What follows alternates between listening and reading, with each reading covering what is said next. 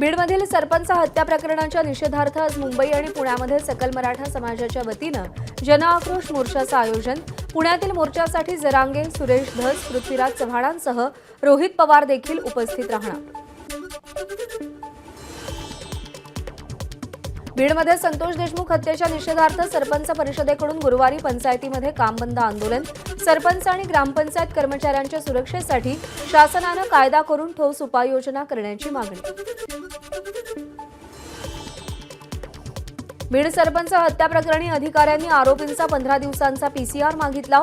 देशमुखांच्या अंगावर अनेक जखमा, हे एकाचं काम नाही, सरकारी वकिलांचा युक्तिवाद। बीडमधील सरपंच संतोष देशमुख हत्या प्रकरणी सुदर्शन घुले, सुधीर सांगळे आणि सिद्धार्थ सोनावणे यांना 14 दिवसांची सीआयडी कोठडी। देशमुख कुटुंबियांना धक्का लागला तर धनंजय मुंडेंना रस्त्यावर फिरू देणार नाही, मनोज जरांगेंचा इशारा। तसंच बीडमधील खंडणी आणि हत्येतील आरोपींची नार्को टेस्ट झाली पाहिजे, जरांगेंची मागणी। मनोज जरांगे वैफल्यग्रस्त झाल्याची मंत्री आशिष जयस्वाल यांची टीका। बीड सरपंच हत्या प्रकरणावरून मनोज जरांगे यांनी धनंजय मुंडे यांना रस्त्यावर फिरू देणार नाही असा इशारा दिला होता। धनंजय मुंडे किंवा वाल्मिक कराड यांची नार्को टेस्ट करण्याची मागणी होत असली तरी गरज असेल तरच अशी टेस्ट होते। खडसेंची नार्को टेस्ट करा म्हणत होतो त्यावेळी शरद पवारांनी केली का असा सवाल करत गिरीश महाजनांकडून मुंडेंना सावरून घेण्याचा प्रयत्न। बीड सरपंच हत्या प्रकरणी आरोपी 28 तारखेपर्यंत रुग्णालयात उपचार घेत होते, संदीप क्षीरसागर यांची माहिती। बीडमध्ये सहाय्यक पोलीस निरीक्षकांची बजरंग सोनावणेंच्या विरोधात पोलीस प्रेस ग्रुपवरती वादग्रस्त पोस्ट। सोनावणेंकडून गणेश मुंडे आणि दहीफळे या 2 सहाय्यक पोलीस निरीक्षकांचे कॉल रेकॉर्ड तपासण्याची मागणी। बीड प्रकरणी सर्वपक्षीय शिष्टमंडळ राज्यपाल सीपी राधाकृष्णन यांची भेट घेणार। बीडमध्ये निर्माण झालेल्या कायदा सुव्यवस्था प्रकरणी राज्यपालांना निवेदन देणार। परभणीतल्या मोर्चामध्ये जरांगेंनी मंत्री धनंजय मुंडेंवर सडकून टीका केल्यानं ओबीसी समाज आक्रमक। आज हिंगोलीमध्ये ओबीसी समाजाची महत्त्वपूर्ण बैठक, जरांगेंविरोधातील आंदोलनाची दिशा बैठकीमध्ये ठरणार। आपण कोणी चाणक्य नाही, आपण सर्वसाधारण कार्यकर्ते, मुख्यमंत्री देवेंद्र फडणवीसांचं वक्तव्य। पक्षानं संधी दिल्यानंच आज आपण इथपर्यंत असल्याचीही फडणवीसांची प्रतिक्रिया। मुख्यमंत्री आज नागपूर दौऱ्यावर, विविध विकास कामांचं मुख्यमंत्री फडणवीस लोकार्पण करणार। विधान परिषदेचे सभापती राम शिंदेंनी मुख्यमंत्री फडणवीसांचे आभार मानले। अनेकांना मागितल्यावर जे मिळत नाही ते न मागता मुख्यमंत्र्यांनी आपल्याला दिलं, ज्ञानेश्वरीसारखा बंगला मिळाला, ऑफिस दिलं, राम शिंदेंचं वक्तव्य। जिल्ह्यांचे पालकमंत्री अजूनही न ठरल्यानं विरोधकांकडून ताशेरे, जिल्ह्याचं बजेट बघून पालकमंत्री ठरवायचे का, रोहित पवारांचा सवाल। पवार आणि ठाकरे कुटुंबांनी एकत्र यावं, त्यांना आपल्या शुभेच्छा। छगन भुजबळांचं वक्तव्य, भाजपमध्ये जाणार नसल्याचंही स्पष्ट केलं। सध्या महाराष्ट्रामध्ये मेगा इंजिनिअरिंग आणि नवयुगा या 2च कंपन्या काम करताना दिसतायत। जितेंद्र आव्हाडांची एक्सपोस्ट, कंपन्यांच्या कामांवरही प्रश्नचिन्ह उपस्थित केलं। उद्धव ठाकरेंना मुंबई पोलिसांसोबतच खासगी सुरक्षा, मोठ्या उद्योग समूहाकडून ठाकरेंच्या सुरक्षेत 8 खासगी सुरक्षा रक्षक तैनात। कोकणातल्या निकालावरून मातोश्रीवर राजन साळवी आणि उद्धव ठाकरेंमध्ये खडाजंगी। साळवींनी विनायक राऊतांवरती पराभवाचं खापर फोडलं, मात्र ठाकरेंनी जिकडे जायचंय तिकडे जा असं साळवींना सुनावल्याची माहिती। काँग्रेसकडून मुख्यमंत्री फडणवीसांसह इतर 8 विधानसभा मतदारसंघातील निवडणुकीला आव्हान। दक्षिण पश्चिम विधानसभा मतदारसंघातील उमेदवारांकडून याचिका दाखल। निवडणुकीमध्ये नियमांचं उल्लंघन, ईव्हीएममध्ये छेडछाड झाल्याचा आरोप। काँग्रेस पराभवाच्या मानसिकतेतून बाहेर निघत नाही, काँग्रेसनं दाखल केलेल्या याचिकांवर चंद्रशेखर बावनकुळेंची टीका। भाजपचं संघटना बांधणीवर लक्ष, आजपासून भाजप राज्यभर विशेष सभासद नोंदणी मोहीम राबवणार। मुख्यमंत्र्यांच्या हस्ते नागपूरमधून मोहिमेचा शुभारंभ होणार। छत्रपती संभाजीनगरमध्ये राष्ट्रवादी काँग्रेसचं 18 आणि 19 जानेवारीला 2 दिवसीय शिबिर। पक्षाची पुढची दिशा ठरवण्यासाठी शिबिराचं आयोजन। सगळे आमदार, खासदार आणि विधानसभेतील पराभूत उमेदवारांना निमंत्रण। चुकून मुलाचं आधार कार्ड जोडल्यानं त्याच्या खात्यात आलेले पैसे लाडक्या बहिणीनं शासनाला परत केले। धुळ्याच्या नकाणे गावातील भिकुबाई खैरनार यांच्या प्रामाणिकपणाचं सर्वत्र कौतुक। धुळ्यातील भिकुबाईंकडून रक्कम परत करण्याबाबत अर्ज, शासनाच्या वतीने लाभार्थ्यांकडून लाभ परत घेतला जातो हे वृत्त चुकीचं, मंत्री आदिती तटकरे यांची एक्स पोस्ट करत माहिती. लाडकी बहीण योजनेसाठी श्वेतपत्रिका काढायला हवी, खासदार सुप्रिया सुळेंची मागणी.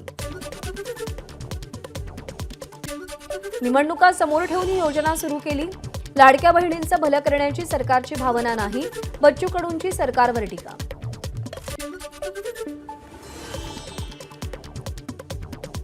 काहींनी चुकीच्या पद्धतीनं फॉर्म भरून पैसे घेतले, ही योजना गरजू बहिणींसाठी, संजय शिरसाटांचं प्रत्युत्तर. काँग्रेसचे माजी आमदार कैलास गोरंट्याल यांचे पक्षांतराचे संकेत, 5 वर्ष आपण वाट बघणार नाही, पराभवानंतर कैलास गोरंट्याल यांची खतखत. जालन्यात अस्तरीतले साप खूप आहेत, जे माझं झालं ते 2029ला तुमचं होऊ नये म्हणून सल्ला देतो, कैलास गोरंट्याल यांचा खासदार कल्याण काळेंना सल्ला. मंत्री नितेश राणेंची खळबळजनक माहिती, सिंधुदुर्गातील 50% जागा आणि महत्त्वाच्या देवस्थानांवर वक्फ बोर्डानं दावा केल्याची माहिती दिली. उपमुख्यमंत्री अजित पवारांकडून बारामतीतील प्रशासकीय भवनांची पाहणी, आज अजित पवार बारामतीतील विविध कार्यक्रमांना हजेरी लावणार, तर सहयोग सोसायटीमध्ये जनता दरबार घेणार. दूषित पाणीसाठ्यावरती आळा घालण्यासाठी कायद्याचा बडगा उगारला जाणार, पाणी प्रदूषण कायद्यातील तरतुदींची काटेकोर अंमलबजावणी आणि त्याचं पालन न केल्यास गुन्हे दाखल होणार, जलसंपदा मंत्री गिरीश महाजन यांचा इशारा. शालेय शिक्षण मंत्री दादा भुसे आज माध्यमिक शिक्षक आणि शिक्षकेतर संघटनांशी संवाद साधणार, त्याचसोबत स्पर्धात्मक युगामध्ये आधुनिक शिक्षण पद्धती यासह विविध विषयांवर संघटनांसोबत चर्चा करणार. गरिबांच्या मुलांसाठी इंदापूरमध्ये लायब्ररी उभारणार, मंत्री दत्ता भरणेंचं आश्वासन, लायब्ररीसाठी 5 कोटींचा निधी मंजूर झाल्याचीही माहिती दिली. वर्सोवा दहिसर सागरी किनारा मार्गासाठी केवळ वन खात्याची कांदळवनासाठीची परवानगी शिल्लक, हे सगळे परवाने येत्या 1.5 महिन्यात मिळतील आणि त्यानंतर या मार्गाचं काम सुरू होईल, केंद्रीय मंत्री पियुष गोयल यांची माहिती. MMRDAच्या बैठकीत मुख्यमंत्री देवेंद्र फडणवीसांनी सगळ्या मेट्रो मार्गांचा आढावा घेतला, तसंच इंदू मिल स्मारक वर्षाखेरीस पूर्ण करण्यासही टार्गेट. पश्चिम रेल्वेवर आज चर्चगेट ते मुंबई सेंट्रल दरम्यान ब्लॉक, या कालावधीमध्ये धीम्या मार्गावरच्या सगळ्या सेवा जलद मार्गावर, याशिवाय काही उपनगरीय गाड्याही रद्द. आज हार्बर मार्गावर पनवेल ते वाशी अप आणि डाऊन मार्गावर ब्लॉक, CSMT ते पनवेल बेलापूर डाऊन हार्बर मार्गावरची सेवा रद्द, तसंच पनवेल ते ठाणे ट्रान्स हार्बर मार्गावरची सेवाही रद्द. आज मध्य रेल्वेवर माटुंगा ते मुलुंड अप आणि डाऊन धीम्या मार्गावर मेगा ब्लॉक, त्यामुळे CSMTहून सुटणाऱ्या धीम्या मार्गावरच्या सेवा जलद मार्गावर.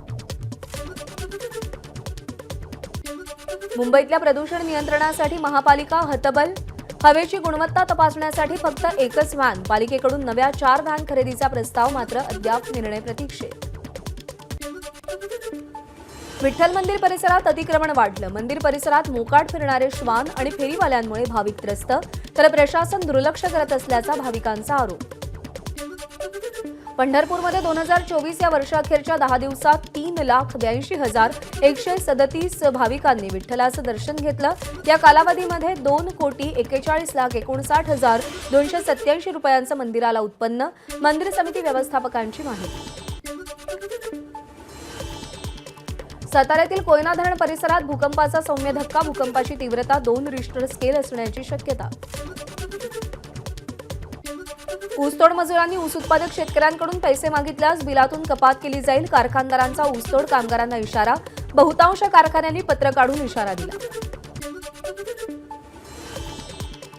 हिंगोलीमध्ये 10 एकर तुरीच्या पिकावर शेतकऱ्यानं रोटावेटर फिरवला, तुरीला शेंगाच न लागल्यानं शेतकऱ्याचा निर्णय.